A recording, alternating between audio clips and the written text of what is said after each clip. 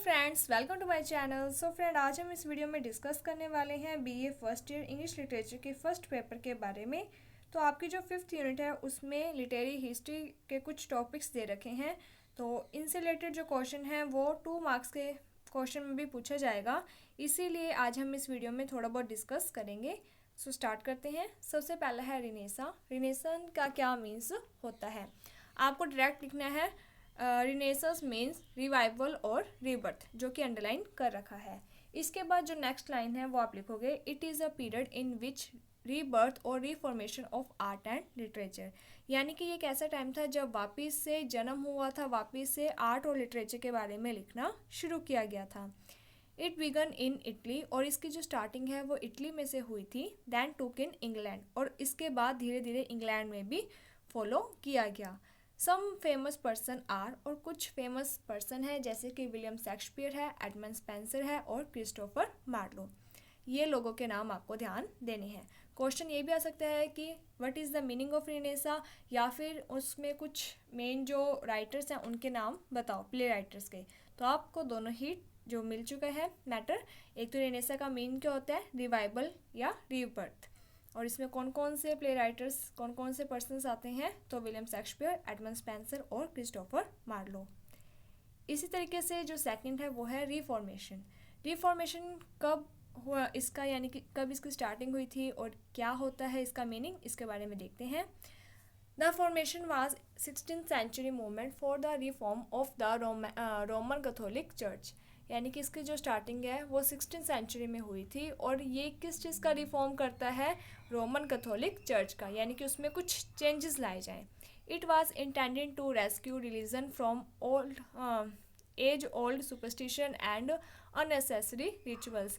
यानी कि जो रोमन कैथोलिक चर्च है उसमें कुछ, यानी कि अंधविश्वास कह लो, बेमतलब के कुछ रिचुअल्स, रीति रिवाज थे, उनको हटाना था। Its main purpose was to reform abuse of the Catholic church. इसका मेन पर्पस यही था कि जो कैथोलिक चर्च में जो बेकार की चीज़ें हैं उसको रिफॉर्म करना, एंड टू सिंप्लीफाई वर्शिप, और वर्शिप क्या होती है इसे सिंप्लीफाई करना। नेक्स्ट है मेटाफिजिकल मूवमेंट। इसका क्या मीनिंग होता है? मेटाफिजिकल वर्ड है जो is drive by the Latin word, यानी कि लैटिन का वर्ड है। It is combination of 2 words, और ये 2 वर्ड से मिलकर बना है। Meta means beyond and physical means physical world. It's means the poetry related to beyond the physical world. यानी कि ये इस प्रकार की पोइट्रीज लिखी जाती हैं जहाँ पर इस फिजिकल वर्ल्ड से अलग अलग, यानी कि जो स्पिरिचुअल वर्ल्ड होता है उसके बारे में लिखा जाता है। John Donne is the father of metaphysical poetry, और जॉन डन इसमें सबसे इम्पॉर्टेंट है। क्वेश्चन ये भी आ सकता है कि आपको 3 या 4 मेटाफिजिकल पोइट्स के नाम बताने हो, तो आप लिख देना John Donne, George Herbert and Andrew Marvel. ठीक है। इसके बाद अगला जो पॉइंट है वो है रोमांटिज्म। रोमांटिज्म क्या होता है? The romantic movement began in England. सबसे पहले इंग्लैंड में इसकी स्टार्टिंग हुई थी with the publication of lyric ballads. और इसकी स्टार्टिंग कब हुई थी? जब लिरिक बैलेट्स लिखा गया था, और ये किसके द्वारा लिखा गया है? विलियम वर्ड्सवर्थ एंड कोलरिज के द्वारा।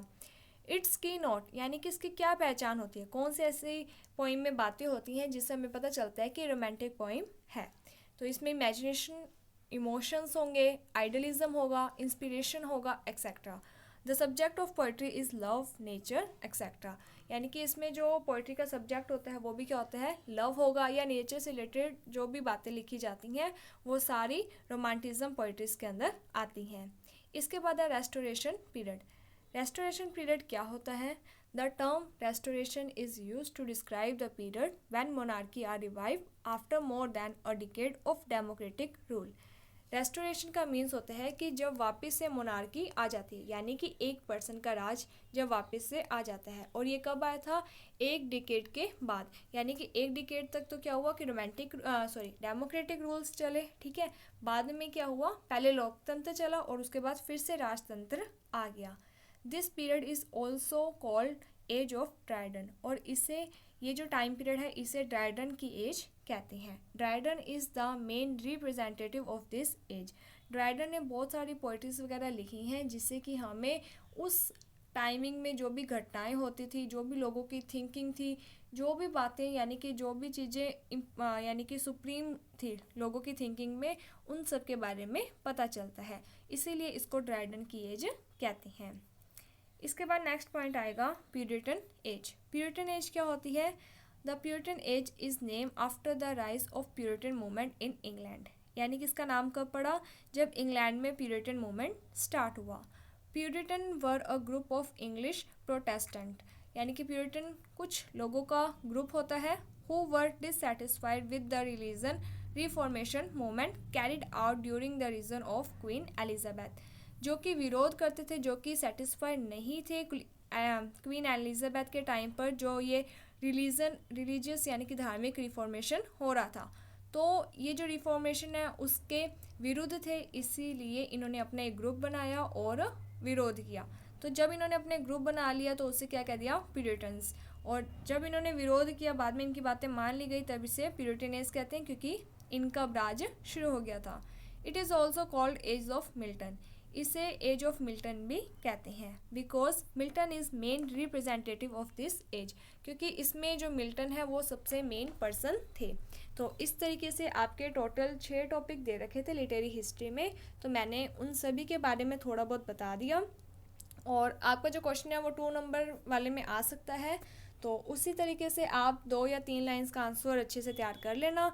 होपफुली आपके लिए वीडियो अच्छी रही होगी। एंड इसके साथ ही आप अगर बीए फर्स्ट ईयर का कोई भी मैटर पढ़ना चाहते हो तो नई शुरुआत जो यूट्यूब चैनल है वहाँ पर प्लेलिस्ट बनाई गई हैं, तो वहाँ पर आपको मिल जाएगी BA first year English literature first paper के नाम से एक प्लेलिस्ट, जिसमें आपको बीए फर्स्ट ईयर का सारा सिलेबस करवाया गया है। आप वहाँ पर जाकर जो भी पॉइंट्स वगैरह पढ़ना चाहते हो वो सारी पॉइंट्स आपको मिल जाएंगी। इसके अलावा कोई ऐसा टॉपिक है जो आपको समझ नहीं आ रहा है तो आप कमेंट सेक्शन में बता सकते हो, उनके लिए भी वीडियोस बना दी जाएगी। एंड सेकंड पेपर के लिए भी आपको हर एक टॉपिक प्रोवाइड करवाया जाएगा, तो इस चैनल को सब्सक्राइब कर लेना जिससे कि आपको आगे भी बेनिफिट मिल जाए। एंड इसके साथ ही अगर आपको कोई भी डाउट हो या तो आप कमेंट सेक्शन में बता सकते हो। इसके अलावा आप टेलीग्राम चैनल ज्वाइन कर सकते हो जो कि नई शुरुआत के नाम से है। वहाँ पर अगर आपको कोई भी ऐसा टॉपिक है जिसके बारे में कुछ पूछना हो, समझना हो, तो आप बता देना, आपका डाउट दूर कर दिया जाएगा। एंड इसके अलावा मैंने बीए फर्स्ट ईयर की कुछ पॉइंट्स की एक समरी की एक वीडियो करवाई गई है, वो भी आप देख लेना। उसमें क्या है कि लगभग 6-7 पॉइंट की समरी एक साथ बताई गई है। 15 मिनट की वीडियो है, अगर आप उसे देखते हो तो आपको मेन पता चल जाएगा कि उस पॉइंट की मेन क्या बात कही गई है जिसके ऊपर वो पॉइंट लिखी गई है। सो होपफुली आपके लिए वीडियो हेल्पफुल रही होगी। आपको BA first year English literature के बारे में कुछ भी पढ़ना है, पेपर फर्स्ट के बारे में, तो आप नई शुरुआत यूट्यूब चैनल पर जाकर यहाँ पर प्लेलिस्ट बनी हुई है। इधर प्लेलिस्ट में BA first year English literature first paper के नाम से आपको प्लेलिस्ट मिल जाएगी, जिसमें टोटल 37 वीडियोस हैं। यहाँ पर आपको हर एक टॉपिक पर वीडियोस करवाई गई है और आप देख सकते हो यहाँ पर लिटरेरी टर्म्स वगैरह सब कुछ करवाए गए हैं। Thank you.